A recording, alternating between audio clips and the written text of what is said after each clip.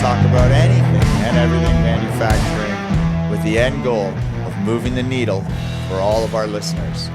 So before we dive in today, I think I would love to take this opportunity and I want to give a big shout out to my friends over at Lean Made Simple. Ryan Tierney has been a humongous influence in my career since I've met him. He's a great friend. And if you're into this podcast, you're going to love his stuff. So don't forget to go check out Lean Made Simple.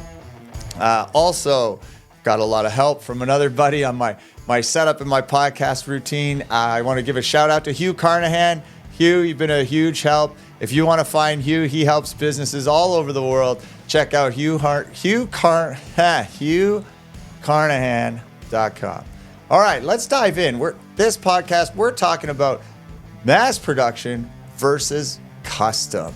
And so this is definitely a hot topic, and I am excited to dive in. What we're going to discuss today is about 8 subjects inside of this category, and they are, what does your customer look like in both scenarios? What are your major challenges?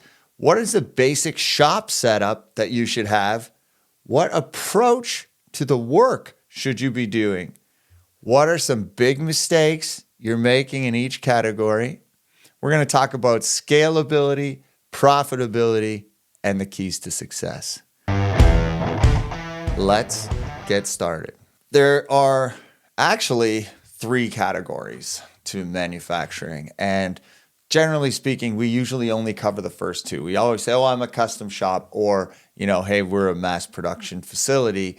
But because of the demand for custom, there has evolved a 3rd category, which I would call parametric manufacturing, where, yeah, it's custom because, all the walls are different or something, but in reality, you've got some software in the background doing all of that parametric work for you. So you're not totally custom, but you're not manufacturing. So in the center, we've got what I would call either complex discrete manufacturing or a parametric model. And for this episode, we're just going to refer to it as parametric.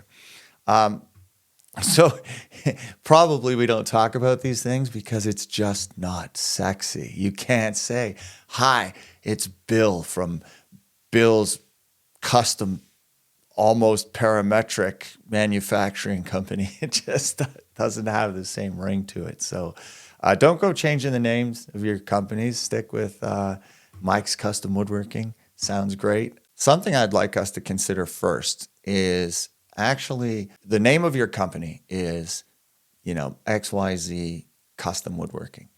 Now, I want to actually challenge that a little bit and just dig into exactly how custom are you. This makes a huge difference. It makes a huge difference in your mentality, your approach to the work, and your willingness to adopt change and improvement. When someone tells me, oh, no, we, this lean thing's not for us, or we can't do that, we can't do this because we're custom. 2 things come to mind right away. The first one is, sorry, it all works, whether you're custom or high volume, it doesn't matter. Lean applies to everything. So get that out of your head first.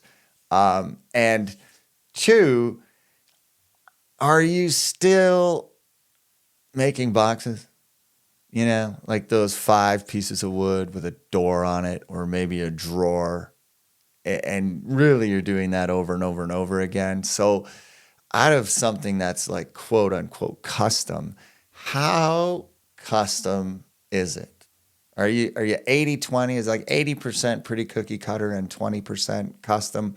Or do you run an absolutely from start to finish, everything's different from every job, you'll never build the same thing again? Because there's probably been an evolution of your company. If you are like most of us woodworkers, we start out in our garage and then eventually we get a shop and then that shop grows. And then, the chosen few can expand into some big operation. And we tend to hang on to some of those sacred cows as the business evolves. We are lagging to, or we don't. First category we're going to jump into is the customer type. Like, what kind of customer do you need in each one of those segments? Because they are very, very different. Now, when we're talking about if you are truly custom, then your customers need to be ultra rich. End of story. Custom work is way too difficult and way too time consuming to not deal with rich people. In that scenario, they're likely the end user. So you're building a custom piece for an end user. Now, when we get into what we would call a more parametric shop, likely looking for medium-sized builders who are doing multiple homes, and they can kind of keep those orders flowing to you. You ideally want to build a portfolio of a few of them so that if one goes away, your ship doesn't sink. You don't want to get involved with one massive builder and then something bad happens and they're gone and you're gone with them. When you're in high volume, you're going to likely be a part supplier of some sort, whether it's hardware, whether it's doors and drawers or something. But your ideal customer is the, medium to large parametric shop. And I want to emphasize a successful parametric shop, because there are lots of not too successful companies, and you get involved with them and all that does is mess up your income statement with, uncollected debt. And one of my premier rules of business, if your customers don't have money, you're not going to have money. So just make sure that the people and companies you're dealing with are doing it right and can pay their bills. Some of the major challenges, and there are major challenges in each one of those categories, is if you're custom, getting the money that your thing is really worth it's probably, your chances are 1 in a million. The other challenge you're going to have in the custom arena is you're heavily reliant on people. So I'm willing to bet that your shop is full of old, crusty woodworkers that do not want to change. I could see a whole bunch of people shaking their head going, yeah, that's my shop. And they're all approaching that retirement age. How are you going to replace them? This is a mega challenge. You're quoting and engineering. If you get that wrong in the custom field, your profits are gone instantly. Now, when we get into the parametric, humongous challenge, humongous, is the coordination. The coordination that it takes, because you probably have evolved from a custom shop and now your company's growing, you've got some more builders, and now you're starting to get some software. So you're moving into that parametric realm. And you probably haven't wised up from your custom days, and you're probably still doing all the engineering, all the manufacturing, and all the installation. Now, each one of those is, in fact, an opportunity to lose money. 33.3% opportunity in each one of those segments. If you don't get the coordination right between all of those, your profits you're just money's going out the window, just like see you later. I know my opinion only. One of those things is making you more money than all the rest. So why aren't you doing that one? And how do you sift that out? I would start with lean back in your chair and just imagine one of them going away, right? Oh, if I just didn't have to do the engineering, or if I just didn't have to do the install, if I just didn't have to build the products. And whichever one brings a smile to your face, that's where I would start. I would start looking at how can we offload that one, or identify the one that's the huge profit center and hang on to it. It's very unlikely that you make the exact same amount of money on the engineering, the manufacturing, and the install, especially if you're a smaller guy where you do the manufacturing and the install, and maybe your same crew is coming from the shop onto the job site and back to the shop. You know, I can't tell you how to do things, but just consider that there might be an opportunity there to increase your profits. Engineering in a parametric environment starts to become super, super critical, because in the custom side, listen, you've got, Fred in the corner, and he's a master craftsman. He's going to be looking at drawings. He'll either catch it before it happens, or once the mistake happens, he's so good at what he does, he's just going to fix it up and carry on. When you get into the parametric realm, you're picking up speed. You're not doing one thing a week. You're trying to do multiple things, multiple jobs a week, a day.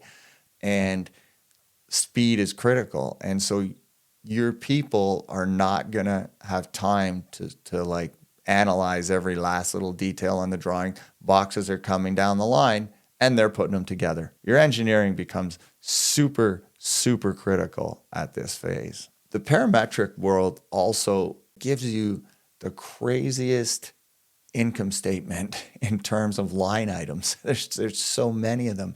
And if you saw our tour from Tyler's shop over at Trim Art, if you haven't, jump on YouTube, look for, lean tour with Trim Art. And Tyler really radically changed the way I look at things. But his shop is super automated. And this is a hard decision for a lot of companies to make, because it seems like a lot of money. And, once I really started thinking about it, thank you, Tyler, you're just transferring money from one line item to another when you go down that road to automate. So Tyler just simply said, I either have to hire a person to do this job, or I'm going to hire a machine. In my head, I immediately just took those numbers and went, I'm going to take my expenses from my labor and I'm just going to move it up to my leases. And the money's the same. So you're still paying to automate your parametric facilities, whether you like it or not. So I always had a tendency of looking in my bank account and going, oh my God, I can't make that payment. But instead, we should be going, a few line items up and looking at our labor and saying, well, I'm paying $70,000 a month in labor. If I just put 10 of that into leases and my labor goes down to 60 or 50, I'm still ahead. So there's some complexity there with the automating that parametric environment. When it comes to high volume repetitive, one of the challenges is adopting technology.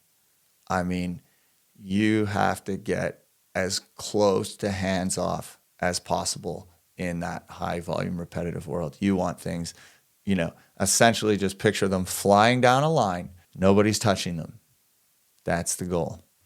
And adopting that technology, and we're in that environment with one of our companies. It sounds easy, but wow, like to make the leap on these big expensive machines to adopt the technology it takes to make things happen at that speed. It's scary. It's really scary. We're into territory that I never thought that I would be into, but at the same time, it's still exciting. How should our shops be set up if we're in each one of those categories? So if I'm a custom shop, then I'm not, the setup is not too critical. And now I'm talking about a true custom shop. You're never going to build the same thing twice. I think the more critical part to your shop setup is that you actually just have the right machines for what you're trying to do.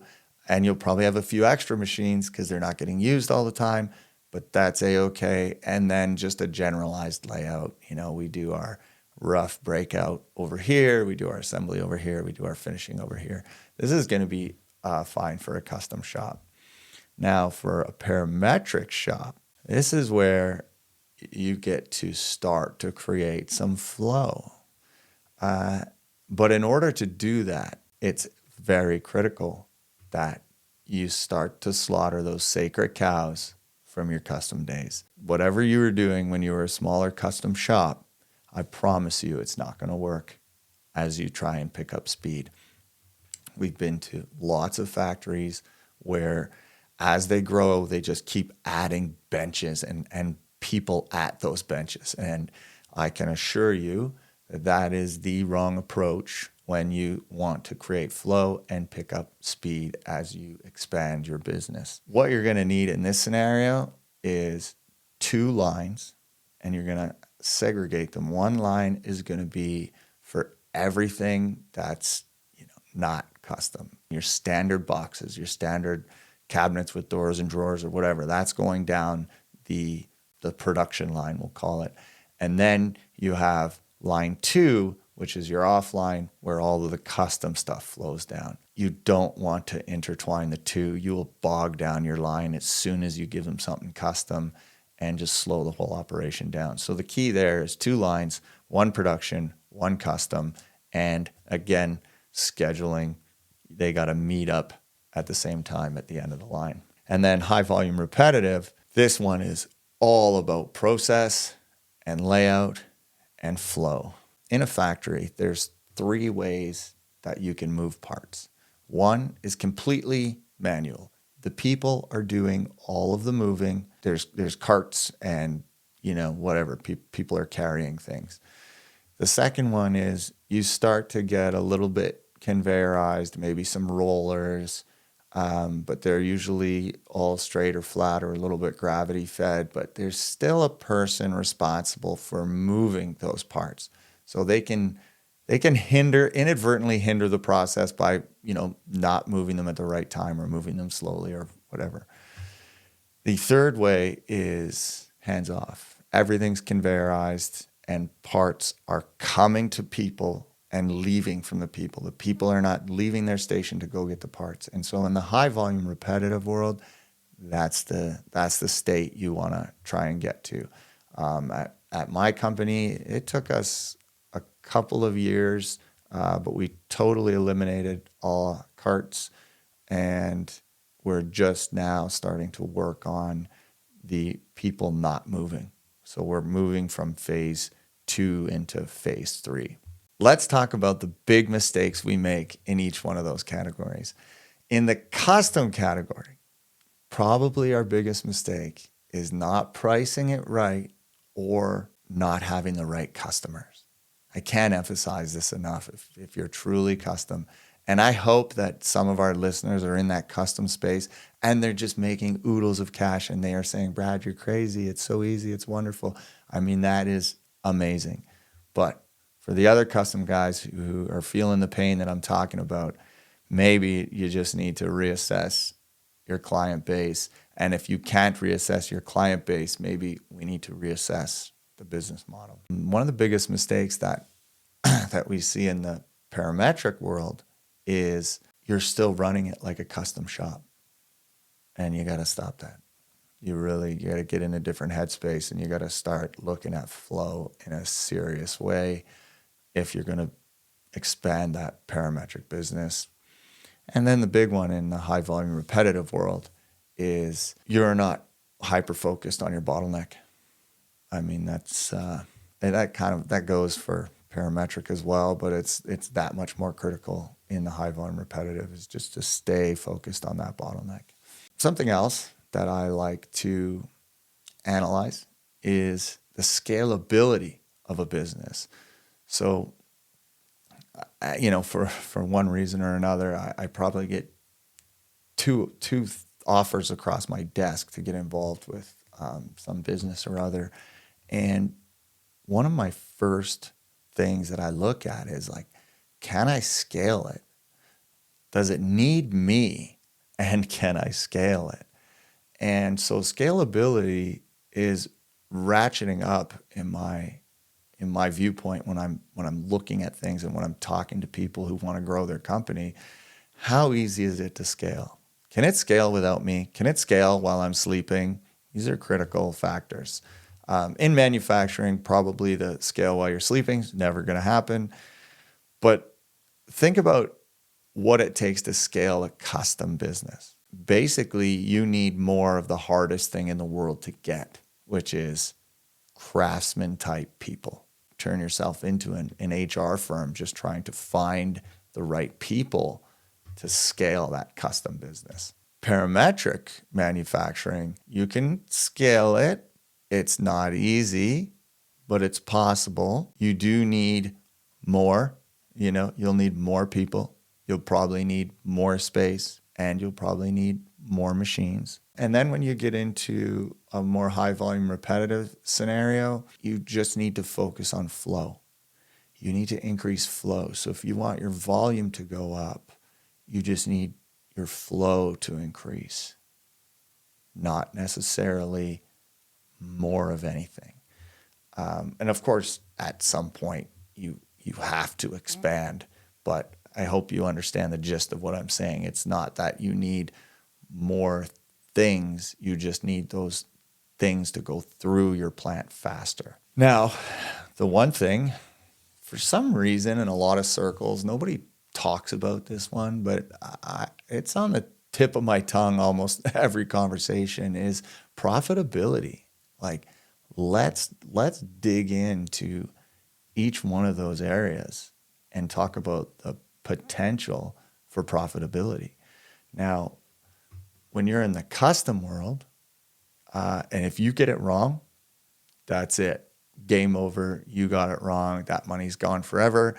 And you hope you learned a lesson and don't repeat that mistake. If you get it right, the profit should be astronomical because your price should be astronomical because you're building in all of the what ifs and oopses. So the flip side of that one can be really good. When you get into the more parametric manufacturing, get something wrong.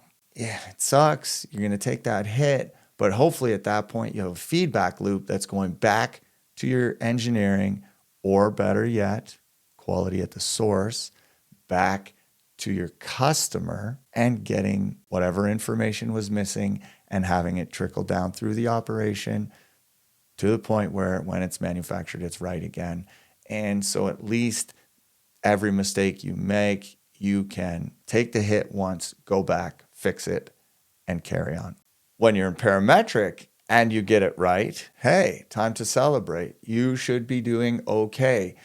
You're not quite at the profit margin that a custom shop might get when they get it right, because at the end of the day, there's probably some competitors in the area and you still have to stay competitive, but you should be able to do it okay. Now, in a high volume repetitive scenario, when you get it wrong, you should almost know instantly, and you should be able to stop and fix. So you stop your line, you fix the problem, and you carry on. So essentially that mistake shouldn't be translating forever. It should be a pretty quick stop, fix, and go again. As a matter of fact, if you're in that environment, that is kind of rule number one. You absolutely have to stop and fix, because the margins are so tight in a high volume repetitive scenario that you can't let mistakes carry on for very long. If they do, and you know they're not catastrophic mistakes, you can still get by. Then you have time to fix that overriding problem that you're having, because once you get it right, you're still making the same thing over and over and over again. So that right decision continues to repeat, and eventually you'll make up for those losses. Now, the keys to success in each one of those, they're almost the exact opposite of the big mistakes. I would say in the custom world, the key to success is getting paid. We did a job once, and it was right when we were transitioning from being a custom millwork shop into our current state, which is a door manufacturing company. And we had just got hosed for like $100,000, and I didn't care. I just literally threw all of our jobs in the garbage, and I said, we're never doing that again. We're doing this. Let's go. And so one of the jobs that was on the docket, the contractor called us and he said, Brad, we're almost ready for you. When will you be on site? And I said, oh, yeah, we're not doing that job. Of course, they were super upset and yelling and threatening me, and they're going to sue me. And I said, listen, I don't care. Do what you got to do. We're not doing your job. So they hang up on me. A couple days later, they call back, obviously called everyone in the city. They couldn't get anyone else to do it. So they wanted to strong-armed me into doing the job. I didn't want to leave them hanging. So I said, listen, if you want to do the job, no problem. This is how it's going to go down. 1, we're going to get paid every Friday. Every last thing that we install, my installer will drive to your office Friday afternoon and he'll pick up a check. If the check's not there, I'm going to take all the work in process in my shop. I'm going to push it out in the parking lot. I'm going to set it on fire. And of course, they yelled and screamed and told me I had to come talk to the owner. And then these people bring me into the biggest, like, gaudiest office I've ever seen in my life. It had to be worth millions. And they were telling me that they couldn't pay me for my work. And I was like, listen, guys, that's the deal. End of story. Anyway, they agreed. And I'll tell you, in 25 years of doing millwork, I never, ever, ever had a job go so smooth. I mean, we did the work, we picked up a check, we got paid, we paid our installers, we paid our suppliers. The next week, we got more work done. And it was like clockwork going off. It was amazing. And at the end of the job, I reconsidered my decision. I was like, oh, I didn't know it could be this good. As long as you're getting paid, the business can be okay. We still elected never to deal with general contractors ever again, and off we went. The key to success in a parametric environment is creating that feedback loop from the shop to the sales team and engineering. And I say sales team because I think a lot of the problems in a parametric environment, they originate with the customer and with the customer's expectations. So if you manage those expectations properly at the beginning, let them know when you need decisions made by, it really helps your schedule. That would be critical, is that feedback loop, just to eliminate the mistakes from repeating or eliminate delays in your production. The key to success in a high volume, repetitive environment is definitely stop and fix. Knock out those problems. Defects will be your number one enemy. We're going to move into some questions that we got. So I dug through the archive and I grabbed a bunch of questions that were kind of generalized, that we've got over the years, whether it's email or what. And some of them are really good. So I want to share them, and it might help out some of our listeners right now. So the first one was, have I ever done custom work? And I mean, yeah, we'll just leave it at that. I've done lots and lots and lots of custom work, 25 years of it. And, when I was probably 20 when we started our first company, like our first real one. And the saying at the shop was, where the curve starts, the profit stops. I mean, I knew it when I was 20. So there you go. I have a custom shop. And it's a constant struggle to make payroll help. We got one of these emails once. And I'm going to start with a quote here. And I'm going to say, the quote is, if I could reduce my message to just a few words, I would say it's all about reducing variation. If you're a lean practitioner, you're going to know that those were the words of Edwards Deming, the quality guru. And so although it's not impossible to make money as a custom shop, and I hope some people listening are making oodles of it, let's go with the 80-20 rule that, 80% are probably struggling a little bit. I would just say, take anything you've ever done, whether it was at home or, at your shop or wherever, but anything. And when you're done, you get that thing done finally. Wow. If I could just build that again, I'd do it in half the time. So now take that analogy and scale it up to your entire business model. That is a tough environment to be in. I mean, even we've all done this. We've spent a half a day creating some spreadsheets with formulas, and we're so proud of it. When we're done, we forget to hit save. It goes away, and we're like, no. And then we recreate it in half an hour. The opportunity to be able to do work again expedites the potential for profit. Next question. What do we do about the labor shortage for qualified custom workers? Can we automate? I mean, I don't even think we have to spend a lot of time on this one, given the current economic condition. I don't think there's a ton of kids coming out of colleges with like golden hammers and golden palm sanders in their hand, going, hey, I can't wait to come to your factory and sand some things or pound some nails or drive some screws. So that's a real concern. And I mean, real. Regardless of how difficult it is or which one of those segments you're in, I would highly recommend automating to the level that you can in your environment, because people are not getting easier to find. Next question. What about my people? They wouldn't like the high volume repetitive setting. They wouldn't like it, or they say they wouldn't like it. If you read Henry Ford's book, My Life and Work, great book, he actually talks about that. And he says, I found most people would say they don't want to do the same thing over and over again, but they're happier when they are doing the same thing over and over again. I would put forward that there is a huge caveat to that. And the caveat is, do you have a culture of continuous improvement? If you do, people can still be creative, because they can be creative on the process and on making improvements. They don't need to be creative on the product. So as long as they can come in and be creative for just a little bit, make some improvements, they're pretty happy. But if you have an environment where it's just like come in, clock in, do the thing, clock out, leave, I believe that you're setting yourself up for some unhappy people. It's one of those things, like most people don't want to read, but human beings are happiest when we're learning. So getting over that hump, just, hand them a book and be like, oh, wow, that was amazing. And then all of a sudden you start eating it up. And it's the same thing when you're going from custom to a repetitive task.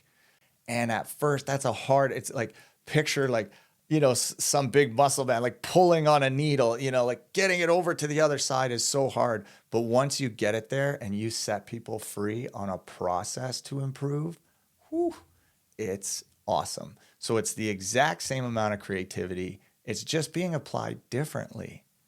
And this there's a great example of this. I'm going to try and phone him right now. Last time I tried this, it didn't work, but let's just see, because what I want to do is I'm going to surprise him too. That's always great. I'm going to try and get a hold of the genius behind some of our sanding machines, particularly our edge sanding machine. This guy would build equipment that would blow your mind, like custom bending stuff. And it had 8 million moving parts at all the different angles, and things were automatically happening. My head wanted to explode looking at this thing. And now he's working on edge sanding machines, which are one after the other. They're the same.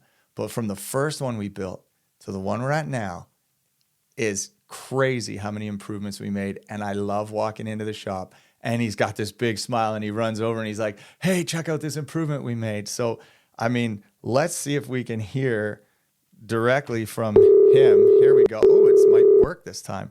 And see, just right from the horse's mouth, the difference between that mental switch that he had to make. Here we are. I want you to know you're live on our podcast this afternoon, and we're talking about how people might, initially view the change between doing really custom crazy work into more high volume repetitive environment, but with the caveat that there's an opportunity to improve. And I know that and I told our audience that you made the most craziest machines I've ever seen in my life. Like it's obscene. I've never seen anything like it. And now you're in an environment where we're building the same machine over and over, but we're making improvements each time. And I see that big smile on your face. So, Yeah. I mean, tell me a little bit about that switch. It was actually, it's quite different because, you go from a mindset of just building one machine after another that's different and custom, and you put all your energy into it, and then shipping out the door, seeing your customers happy. And then, you see it go out the door and you're like, oh, I could have made some improvements, but then, you give it a couple thoughts and then it's gone. You move on to the next project. Now, like taking into consideration, I'm building the same thing over and over again. It's been quite the change. And so you put all the energy in that first model and you're like, yeah, this is good. I want to change it. But now you can. And so that does excite me because, you get a challenge. You're like, okay, well, yeah, if I change that, like how many steps and how much more efficiency I'm going to get it. So then that challenge becomes, it actually is a huge gain. And you're eliminating machining steps. So it's actually just as exciting seeing that progress going through one after the other. Right, and I can personally attest to the improvements you've contributed to the edge sanding machine in particular. My God, I mean, from the first one we made until this one, like, tell me it's not. I'm smiling right now. Our listeners won't see it, but it's staggering. Yeah, well, and that comes from you. Like you're like pro lean, pro this, so you're very infectious when you're around. If anybody's been around you, you know how passionate Brad can be, and so that infectiousness, it rubs off. And it's not because I'm not somebody that ever thinks about lean or improving efficiency. It's like I get an idea, a crazy idea, I build it, and I move forward. And then Brad will be like, well, what can you do to improve this? And then then with me being an overthinker and logical thinker, I'm like, well, yeah, I guess I could improve that. So then you accept the challenge, and it's like, now what can I do to improve that and make it sleeker, work better, cut areas of the machining time to make it faster and look better. And so every time I see Brad, it's like, okay, well, what can I do to make this better? And so it's actually just as exciting as coming up with the initial crazy idea. That's so awesome, and it's thrilling for me to hear that coming from you because since we started working together on these projects, I was always a little bit nervous. I was like, oh man, this guy is so used to making this machine that's 500 feet big with 6,000 moving parts. But it's been awesome for everybody. So it's just as exciting. Yeah, I just wanted to hear it right from the horse's mouth. Sorry for surprising you on the phone, but no, that's fine. We got work to do, but we'll make time for Brad. Let's get back to work. We got some edge sanders to make. That's right. Let's do this. All right. Thanks, Jeremy. Right, thanks for having me. Take care. Bye-bye. Bye. All right. Well, there you have it. That was pretty cool. Now I have a smile I can't get rid of because if you know me, you know I love putting people in the hot seat, and so I didn't know what he was going to say there. So this is, you just heard it. It's just as exciting to be in that environment. Just remember the caveat is you have to allow people to improve. My customers expect custom. We charge for it. Oh, yes. This is my favorite. So there's two trains of thought here. The first one is simple. If you are custom, charge for it. Charge through the nose. Just, charge for it. The second one is get your customers to feel like everything's custom. Everything. The sign says Mike's Custom Woodworking. The salespeople talk to the clients as if every last cabinet is custom. And so let's use a quick example of like a hood, right? That's the custom thing in a kitchen. And so get your salespeople to not ever say, well, Mrs. Smith, you can choose from one of our 5 standard hoods. To be like, oh, no, that's not exciting. But what you can do is give them a paper and a pencil and say, okay, Mrs. Smith, let's sit down. Let's design you the most beautiful centerpiece hood in the world. Does that sound good? Miss Smith, yeah. And so teach them to get out their pencils and start sketching and sketch this thing. And, and what if we did this? And what if we did that? Oh, and what if we made it like 4 feet wide to really give it that presence in your room and blah, blah, blah. Just let them spend 15 minutes sketching and drawing and reel the customer into that. And then, show the sketch. Just be like, oh, Mrs. Smith, look at this. This is the best. This is going to be so beautiful. And then when you get to the shop, you transition from salesperson, we're in the factory now, and they take that exact same hood drawing and say, hey, Bill, I need another 476-2 hood. Bill's like, great, we made 9 of them this week. It just change that verbiage for your customer. Make them feel like it's custom. So the rule of thumb, your customer should feel like it's custom, but your factory should feel like it's just another day. That will take you a long way. What happens if everyone adopts the advice of, custom's too hard, let's get into parametric or high volume? I think the market will eventually shift. That's what will happen. And with any luck, people doing custom work will get paid what it's worth. Why is this industry so hard? Well, of course, this is an opinion question, so this is just my opinion. But in my experience, there's not enough money. People who are bidding on work. And as soon as you are in that bidding environment, it's bad. It's destined to end bad, because if you have 50 people bidding on a job, one of them's going to make a mistake. It's that simple. And then there's enough people getting into the business that cycle could repeat for years and years and years. And the reason why there's so many people getting into it, I think, could be low cost of entry. The barrier to entry into this industry is pretty low. So you can go to Home Depot, get a Home Depot credit card, a couple of saws, and call yourself a woodworker. That's changing, with time and automation. The barrier to entry is there's a gap there, but you don't know when you're competing against someone in their garage. Next question. I'm 100% custom and we can't change. Now what? That there's nothing wrong with that. If that's your business and that's where you're happy and that's where your customers are, then rock and roll. My advice there would be get super, super, super clear on the expectations in the beginning with the customer. Spend twice as long as you're spending now to make sure the T's are crossed and the I's are dotted, so that there's no, oh, I thought it was going to be like that. Oh, I don't like that color. Oh, I don't, those extras in a custom environment will just annihilate any profit that you we're standing to make. Radically eliminate everything else other than working on that custom project. So simplify your purchasing. Make sure you put a good Kanban system in on all your supplies.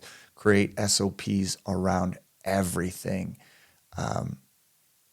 Just anything you can do to take the thinking away from everything outside of that work. It should all happen lickety split with anybody can do it. Should be anybody can do it, so that your high value, high talent people are focused solely on that work.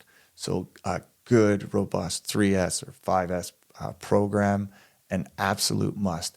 Never look for a tool, never run out of parts, never spend a moment thinking about anything other than that custom piece.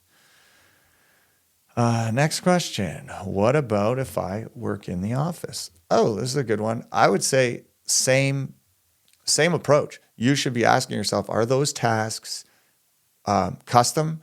Can they be parametric, or are they high volume repetitive tasks? So if they're custom, not a lot you can do. Muscle through it.